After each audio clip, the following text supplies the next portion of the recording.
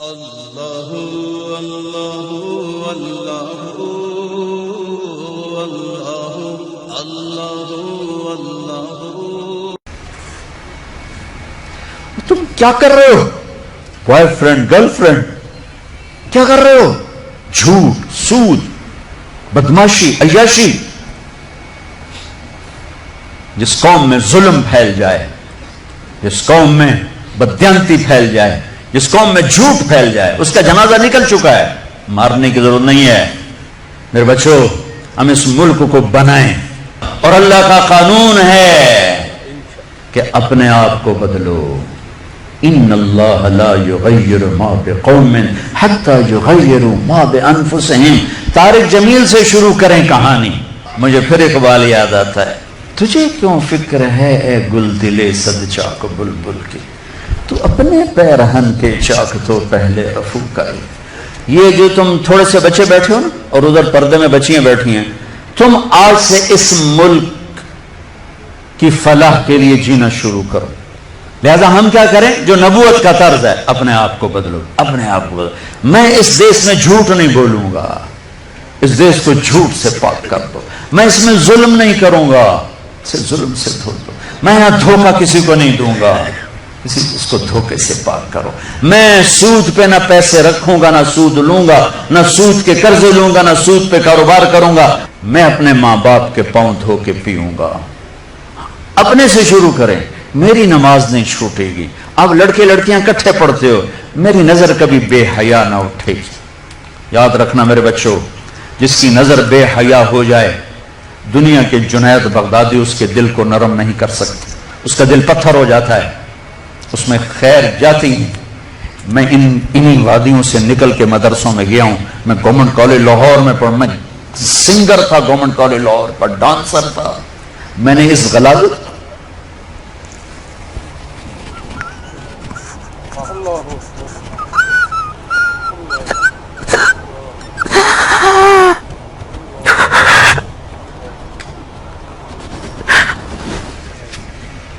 میں نے ان اندھیروں میں سفر کیا ہوا ہے، میں نے ان ابلتے گٹروں کا پانی پیا ہوا ہے۔ میری راتیں ایسی خوفناک گزری ہوئی ہیں۔ میں کسی عالم گھر کا نہیں تھا، ایک بڑے ذمہ دار کا بیٹا تھا۔ میرے رب نے میرے نصیب وہاں سے نکال، میں اس کا شکر گزار۔ اپنی جوانی کو داغدار نہ کرنا، دو ٹکے کے نہیں رہو گے۔ میرے بس میں نہیں ہے کہ میں لڑکیوں کی تعلیم الگ کر دوں، لڑکوں کی الگ کر دوں، لیکن یہ تو کہہ سکتا ہوں کہ اپنی نظروں کو حیا سکھا دوں، انہیں حیا کا سرما لگا دوں، ورنہ میرے رب کی قسم ذلت کے سوا کچھ نہیں۔ پاک دامنی اور حیا جیسا زیور کائنات میں کوئی نہیں ایمان کے بعد۔ چند دن پہلے مجھے ہندوستان کے لوگ ملے انڈیا میں۔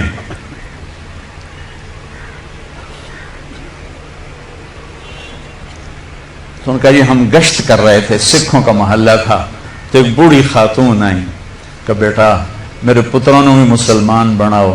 میں مسلمان ہاں، میں 47 پکڑی گئی ہوں، میں مسلمان۔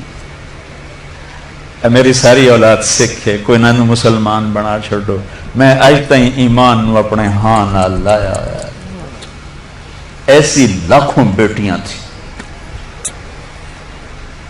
اگر ناچنا گانا ہی کرنا تھا تو انہیں ذبح ہونے کی کیا ضرورت تھی؟ اگر سود کے بڑے بڑے نظام چلانے تھے، ناچ گانے کی محفلیں سجانی تھیں، آوارگی کو تہذیب بنانا تھا، میرے دیش کی عدالتوں نے بک جانا تھا، وکیل کی بولی لگ رہی ہو جیسے منڈی میں سبزی کی بولی لگتی ہے، جو مرضی خرید لے، پیسے دے دے، قاتل بھی چھڑا دوں گا، زانی بھی چھڑا دوں گا، پیسے دے دو تیرا قبضہ بحال کرا دوں گا۔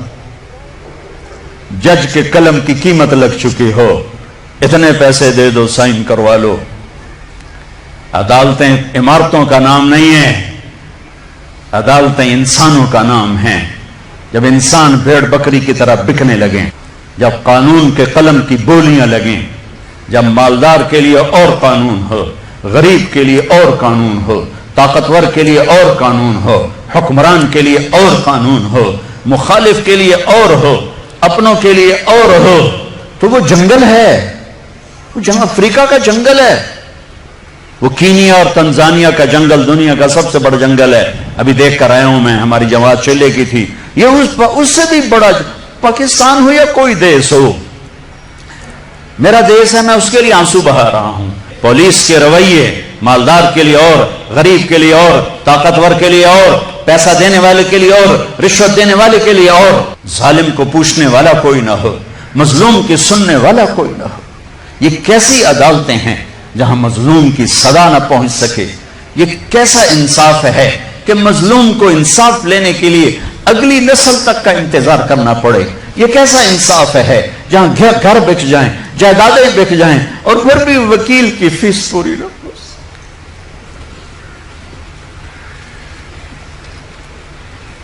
ہمارے بزرگوں نے بہت اچھا خواب دیکھا، بڑے ذبح ہوئے، بڑے ذبح ہوئے.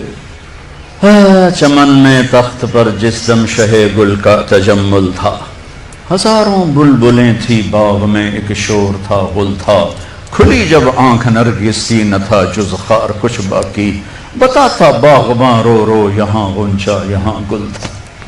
اپنی تاریخ پڑھو اللہ کے واسطے. تم بھی کیسے نادان نسل ہو ہماری کہ صرف پیسہ بنانے کو اپنی زندگی کی منزل بنا کے بھاگے جا رہے ہو، بھاگے جا رہے ہو، بھاگے جا رہے ہو. پیسہ ہی سب کچھ، دولت ہی سب کچھ، عزت ہی سب کچھ، شہرت ہی سب کچھ. ایسی بیکار زندگی، ایسی بے مقصد زندگی. ایک موت ہے جو پیچھے لگی ہوئی ہے. یہ شمع گل ہو جائیں گی، یہ بولتی زبان ہمیشہ کے لیے خاموش ہو جائے گی، کانوں کے ٹیلی فون کے تار کٹ جائیں گے، یہ سوید لباس پہنا ہوا جسم لٹھے کے کفن میں لپیٹ کر مٹی میں مٹی کر دیا جائے گا. پھر ایک دن آئے گا کہ تیرے جسم کو کھانے والے کیڑے بھی مٹی میں مٹی ہو جائیں گے. اجل ہی نے چھوڑا نہ کسرا نہ دارا، اسی سے سکندر صفاتے بہارا، ہر ایک لے کے کیا کیا نہ حسرت سے دارا، پڑا رہ گیا سب یوں ہی ٹھاٹ سارا، جگہ جی لگانے کی دنیا نہیں ہے، یہ عبرت کی جا ہے تماشا نہیں. 6 لاکھ انسان ذبح ہوئے. تو مجھے کبھی خیال آتا ہے کہ یہ امت اللہ کے سامنے پیش ہوگی، اللہ کے نبی کے سامنے پیش ہوگی، اور پاکستانی 6 لاکھ کے سامنے بھی پیش ہوں گے، اور ان کے ہاتھ ہوں گے اور ہمارے گریبان ہوں گے کہ ظالموں ہماری بیٹیوں کی عزتیں نیلام، ستلج ہمارا قبرستان بنا، راوی کی لہروں نے ہمیں کفن پہنا، جناب کی مچھلیوں کے پیٹ ہماری قبریں بنے، ہماری ہڈیاں بحیرہ عرب میں جا کے گریں، ہماری معصوم بچیاں آج بھی کفر کی قید میں زندگی گزار گئے، ان کے بچے جنتے جنتے جنتے روزانہ ان کے ضمیر پہ کیا قیامتیں ٹوٹتی ہوں گی. ساری دنیا پھری ہے، ایسا خطہ کہیں نہیں دیکھا، ایسا خطہ کہیں نہیں دیکھا، ایسی خیر کی شکلیں کہیں نہیں دیکھی، ایسے علم والے، ایسے زہد والے، ایسے نوجوان. برائی اگرچہ ہے لیکن جو خیر کا پہلو میں اس ملک میں دیکھتا ہوں پوری دنیا میں کہیں نہیں دیکھتا، پوری دنیا میں. تو میرے عزیزو، ہم اپنے اللہ سے اس نعمت کے شکرانے میں وہ کریں جو اللہ ہم سے چاہتا ہے. ہم اس ملک کو ٹھیک کریں کہاں سے؟ طارق جمیل سے. یہاں وہ یہ کر رہا ہے، وہ یہ کر رہا ہے، وہ یہ کر رہا ہے، اس کو بند کر دو. وہ دیکھو کی کر گیا، وہ کی کر گیا. اندھے ہو جاؤ، بہرے ہو جاؤ، گونگے ہو جاؤ. اپنے عیب دیکھو، اپنے عیب سنو، ضمیر کی آواز سنو، دل کی دھڑکوں سے اٹھنے والی باتیں سنو، اور پھر قرآن سامنے رکھو، قرآن پڑھو. تم سب سے کہتا ہوں قرآن پڑھو، قرآن پڑھو، تاکہ ممبر پر بیٹھنے والے کا تمہیں پتا ہو کہ یہ ہمیں پیغام دے رہا ہے یا آگ لگا رہا ہے، یہ ہمیں نفرتوں میں دھکیل رہا ہے یا محبت کے پھول دے رہا ہے. اور اپنے نبی کی زندگی پڑھو، اپنے نبی کی زندگی پڑھو. میں کسی فرقے کا ترجمان نہیں ہوں، میں اسلام کا ترجمان ہوں، میں اسلام کا ترجمان ہوں. یہ بھڑکتی آگ ہے جس نے سارے خرمن کو جلا دیا ہے. میں اکیلا کہاں تک بولوں اور کیا کیا بولوں، لیکن میرے سامنے ایک واقعہ ہے کہ جب ابراہیم علیہ السلام کی آگ بھڑکائی گئی تو گرگٹ کرلا، وڈا کرلا، اس نے آ کے پھونکے ماری، پھونکیں اور نامرادہ تیری پھوکا نال کڑی اگ بچ جاونی. لیکن ایسی نحوست اس کے لیے مقدر میں آئی کہ میرے نبی نے فرمایا جہاں گرگٹ ملے اسے قتل کیا جائے. گرگٹ زیادہ تر افریقہ میں بہت ہے، ہمارے جنگلوں میں ہوتا ہے، شہروں میں نہیں. کبوتر نے کیا کیا، اس نے چونچ میں پانی بھرا اور جا کر ابراہیم علیہ السلام کی آنکھ کے اوپر گرایا. کہ میرے کو پوچھنی تو کوئی نہیں، پر میرا نا تا لکھ بجاون والے ہیں. تو میرے اللہ نے کبوتر کی ایسی محبت ڈالی لوگوں کے دلوں میں کہ حرمین میں کبوتر کے سوا کوئی پرندہ کوئی. ہزاروں پرندے گنبد خضرا کا طواف کر رہے ہوتے ہیں، ہزاروں کبوتر بیت اللہ کا طواف کر رہے ہوتے ہیں، ہزاروں کبوتر مسجد نبوی کا طواف کر رہے ہوتے ہیں، اور ساری دنیا سے آنے والے مسلمان کو دانا ڈال رہے ہیں، دانا ڈال رہے ہیں. یہ اس کبوتر کی طفیل ہے جس نے 2 چونچ پانی گرایا تھا. میں کچھ نہیں ہوں، میں ایک کبوتر ہوں جو 2 چونچ پانی گرا رہا ہوں. اس بھڑکتی آگ کو میں نہیں بجھا سکتا، لیکن میں اس آگ کو میں پھونک نہیں مار سکتا. میں پھونک مارنے والوں میں اپنا نام نہیں لکھانا چاہتا. میں اللہ کے رسول کے دربار میں پیش ہو کے کہنا چاہتا ہوں، یا رسول اللہ، میں نے تو آپ کی امت کو جوڑنے کی کوشش کی تھی،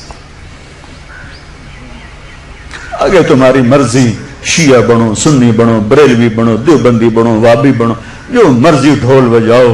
ارے مسلمان بن کے رہو، مسلمان بن کے رہو، امت بن کے رہو، امت بن کے رہو.